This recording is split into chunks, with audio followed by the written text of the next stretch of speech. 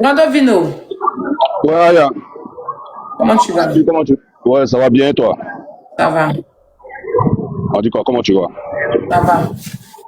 Ok. Non, je t'ai vu parler du problème là. Je voulais que tu me laisses intervenir un peu. Ok.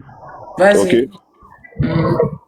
Tu sais, Aya, le problème de Ketchevara et le petit MC1, il y a pas mal de personnes qui ont voulu aider MC1 à régler le problème.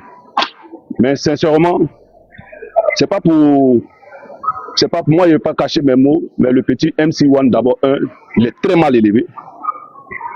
Et puis, il est très ingrat. Tu sais, moi, je suis mieux placé pour parler.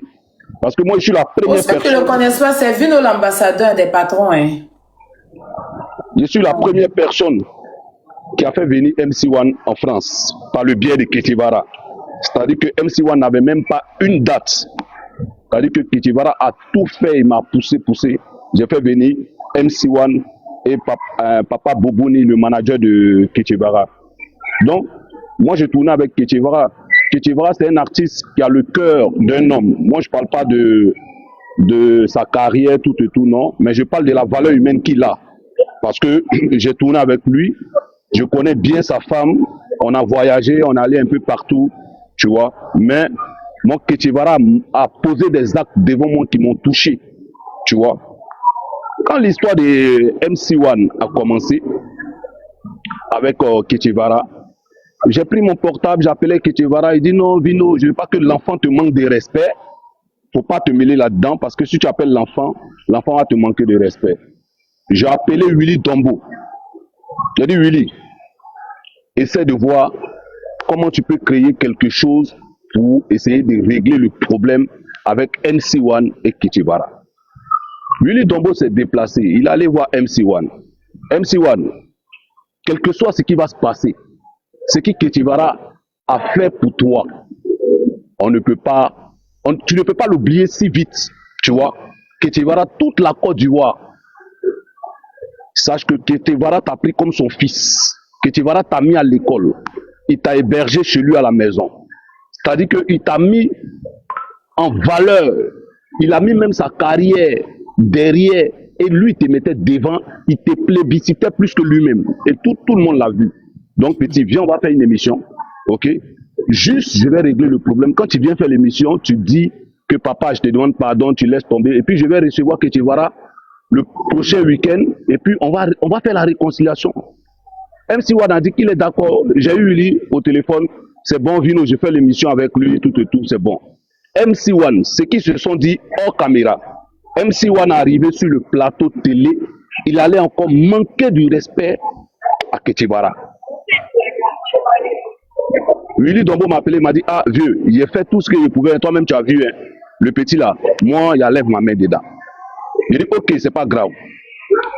J'appelle Ketchevara. Ketchevara dit, Vino, voici son numéro. Si toi-même tu ne crois pas, appelle-le.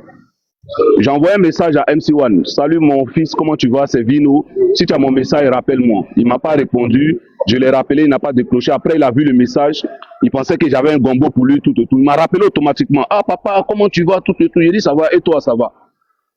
Voici comment j'ai commencé. J'ai dit MC1, tu sais que Tivara, c'est ton papa. Quel que soit ce qui s'est passé entre vous, essaie de mettre balle à terre, on va régler le problème. Aïe, où je parlais au téléphone, là, le petit m'a raccroché au nez. MC1, il m'a raccroché au nez. Il y a encore les messages. Je lui ai envoyé un message, je lui ai dit bonne chance pour la suite. Mais tu sais pourquoi je vais te dire que le petit est très méchant. En ce moment, tu sais, dans la vie, les ennemis peuvent se cacher derrière des personnes, tu comprends, non? Pour chercher à te nuire. Et c'est ce que les ennemis de Ketchevara font. Mais ils passent par MC1 pour essayer à nuire l'image de Ketchevara. MC1 qui est très méchant. Je vais t'expliquer. Je veux que vous enregistrez cette partie-là. Parce que le vrai problème là, c'est que MC1 veut détruire Ketchevara. Et je vais expliquer. Donc enregistrez cette partie-là. Tu sais, quand j'ai ramené MC1 en France, MC1 n'avait pas de passeport. MC1 n'avait pas de passeport. Donc Ketchevara m'a appelé. Il m'a dit, ah, MC1 n'a pas de passeport. Donc il est parti au Burkina parce que MC1 il est burkinabé, il n'est pas ivoirien. Il veut que toute la Côte d'Ivoire le sache. Et lui, tout le monde, il pense que tout le monde le sait.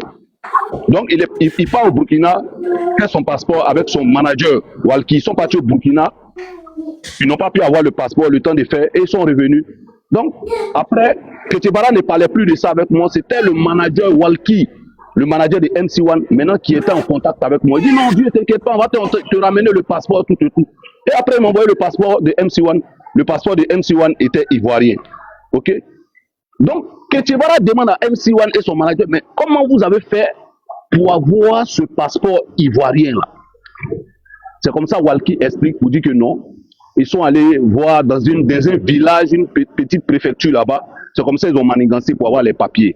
Et ils ont pris l'extrait de naissance d'une dame pour faire passer la dame comme si la dame est l'enfant, est la maman, pardon, de MC1. Donc, Ketibara qui n'a rien à voir dans cette histoire. Parce que quand ils sont partis faire les papiers, il y avait le papa de MC1 et il y avait le manager Walki et il y avait MC1. Ketibara n'était au courant de rien. Donc, ils ont envoyé les papiers. Ah, les petits là m'ont envoyé les papiers. Il dit, t'as envoyé le passeport? Il dit oui. Je ramène. Donc, Ketibara pose la question à Walki, mais comment vous avez fait pour avoir le passeport ivoirien? Mais Ketibara, bon, lui, c'est pas son problème. Si vous êtes parti faire avec le consentement du papa de MC1, mais aujourd'hui, MC1 veut prendre ce problème-là. C'est pour ça qu'il est dans le direct de Mike. Il était dans le direct de Mike. Et puis, il parlait.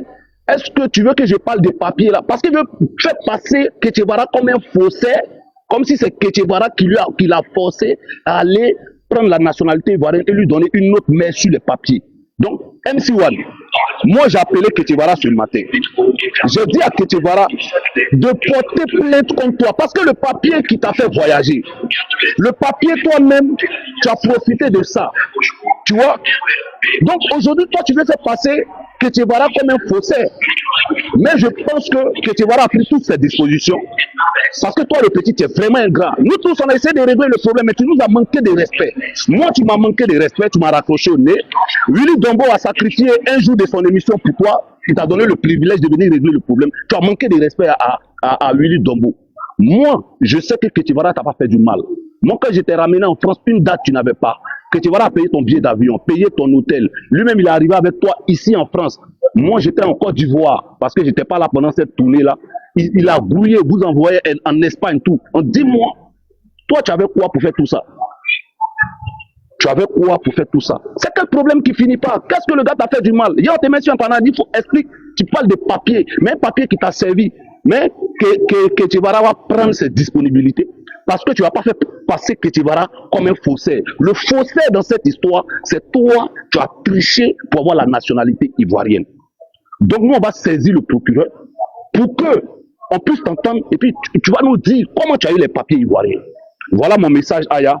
Et puis merci pour le soutien. Dans la vie, il faut être du côté de la vérité.